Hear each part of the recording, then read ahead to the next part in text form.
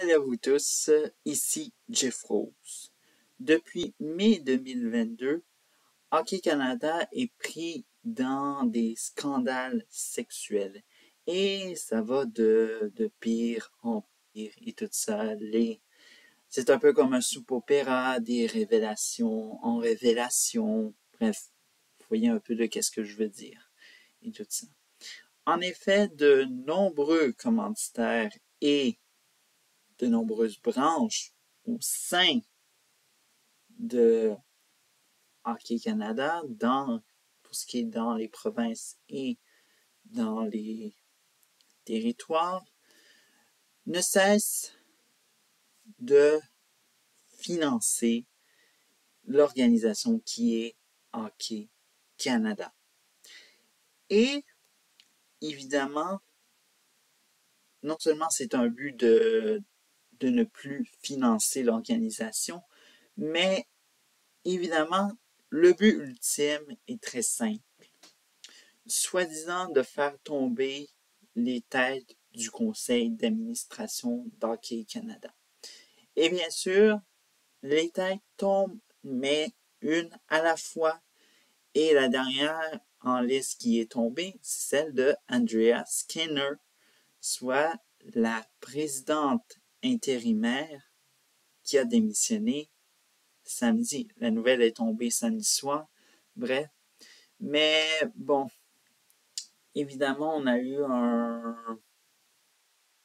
soi-disant une petite pause avant la reprise cet automne. Et cette semaine, on est allé de révélations, gestes courageux et ainsi de suite. Alors donc, on va commencer par lundi, dont le journal de Globe and Mail qui révélait l'existence d'un fonds créé en 1999 et dans ce qui était marqué dans l'article en question du quotidien de Globe and Mail, il était marqué que des affaires comprenant, mais sans s'y limiter,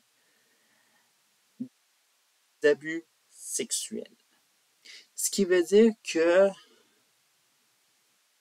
si on peut comprendre l'utilisation de ce fonds en question et que tout était possible dont dans certaines situations, d'acheter le silence de quelqu'un. Et ce fut le cas pour victimes, dont de 2 cas qui ont été révélés dans les médias cette année.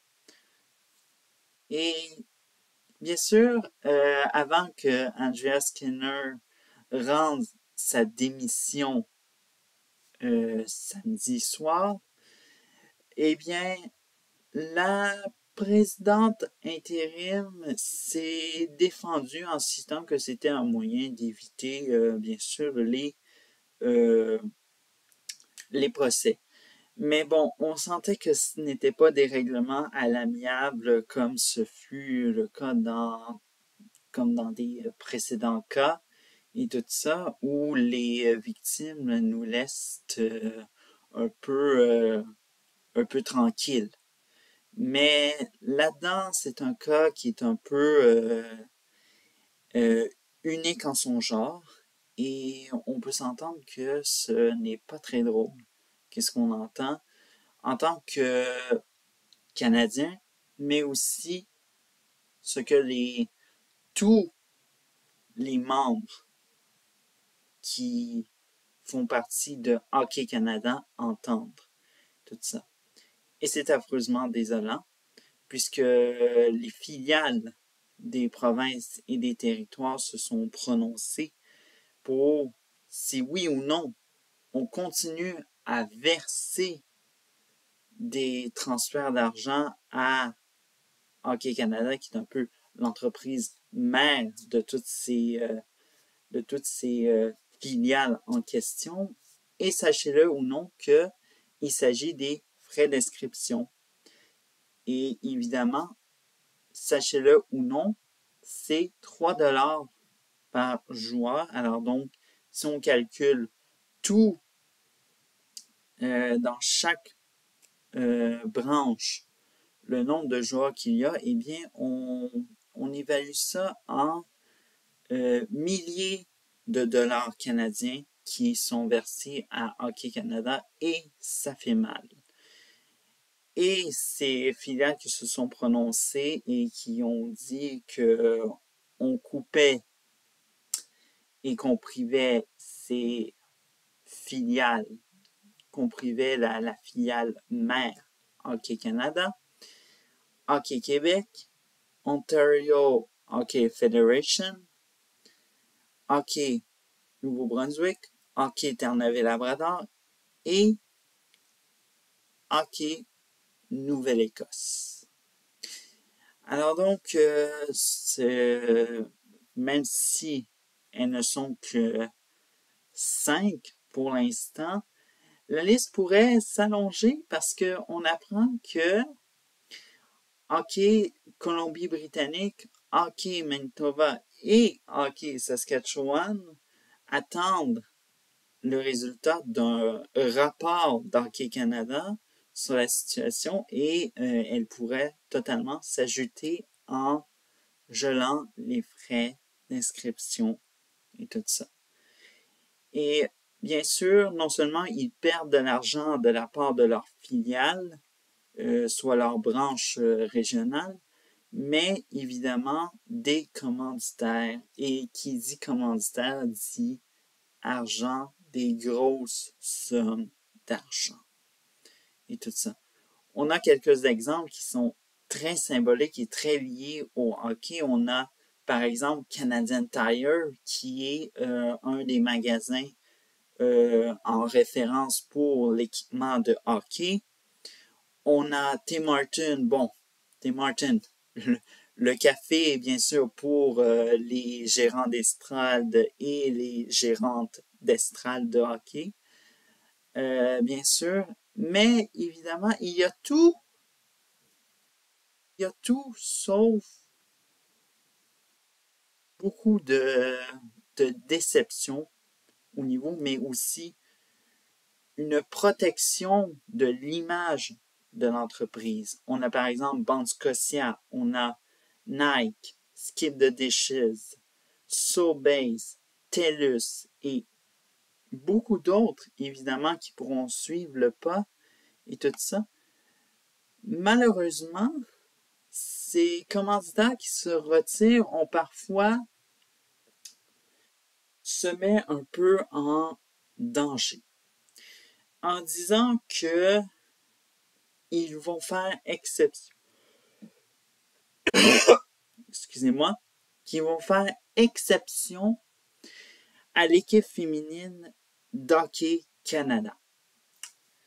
Je vous rappelle que, évidemment, c'est un petit peu drôle de dire que on va priver tous les programmes qui sont liés aux hommes et privilégier celui des femmes.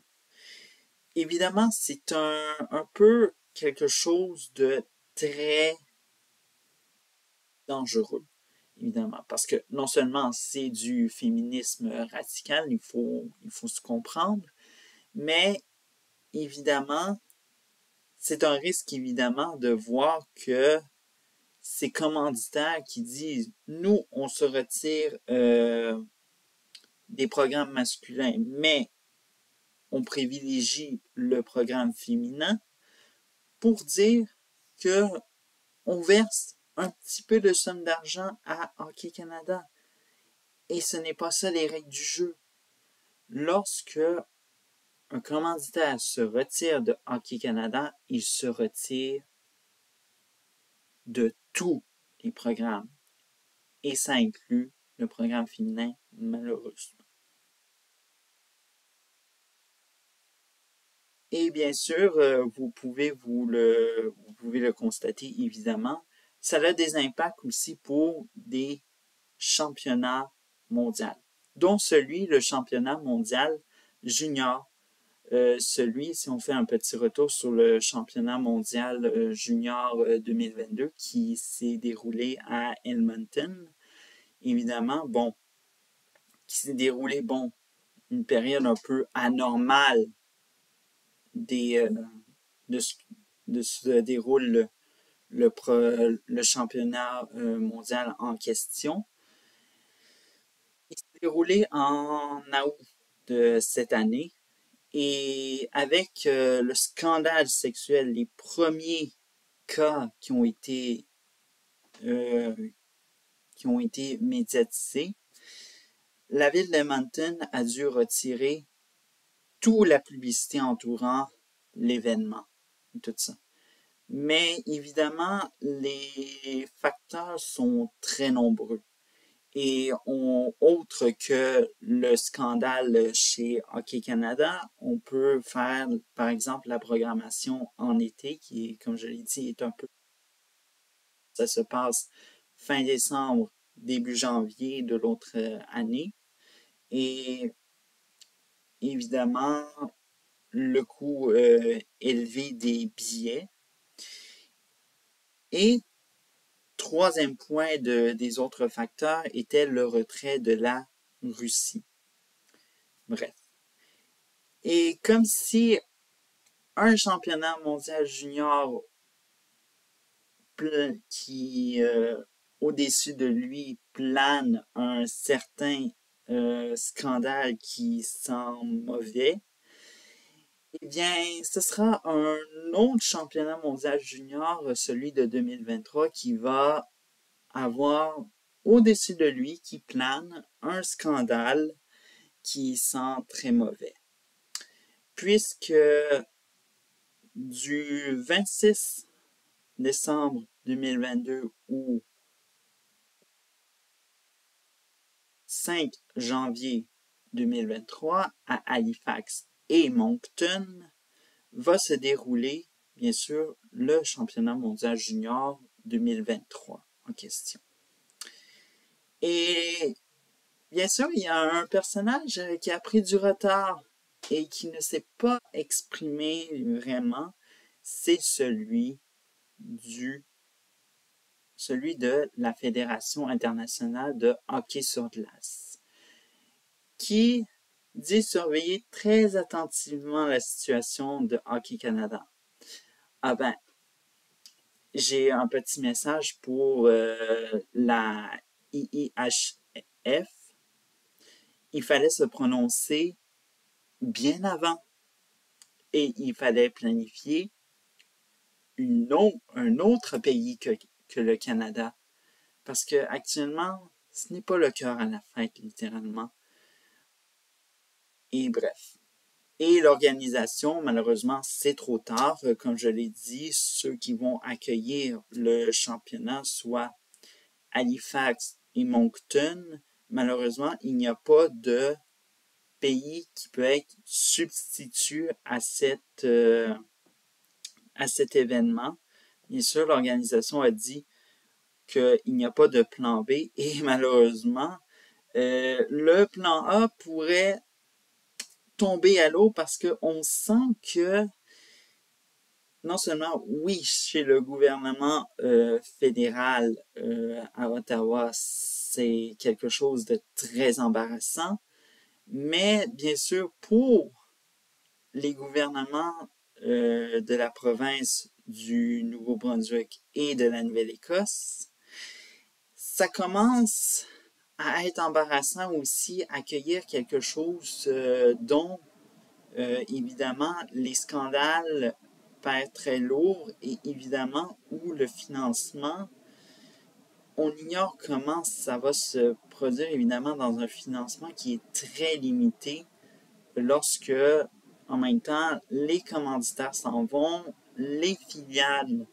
de Hockey Canada se détachent de l'entreprise mère. C'est tout un casse-tête. Et le premier ministre du Nouveau-Brunswick, Lang Higgs, s'est prononcé et a dit que le Nouveau-Brunswick pourrait couper les liens avec le championnat parce que actuellement, c'est une situation qui est inacceptable. Et pour sa part, si Higgs veut être très convaincu,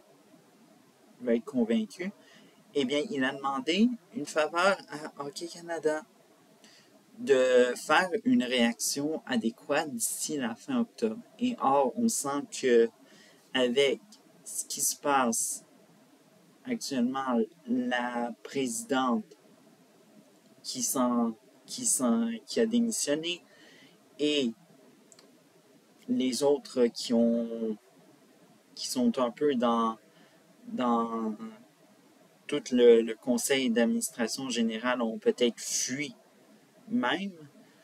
On sent que ça va être très difficile et on sent que d'ici la fin octobre, il n'y aura peut-être pas de réaction et malheureusement, il y aura annulation du championnat mondial junior de hockey sur glace. Et ouais, ce sera une erreur coûteuse, très coûteuse, non seulement pour Hockey Canada, mais pour tout le Canada. Tout ça. Alors donc, c'est ce qui conclut cet édito. À dimanche prochain et à une prochaine vidéo.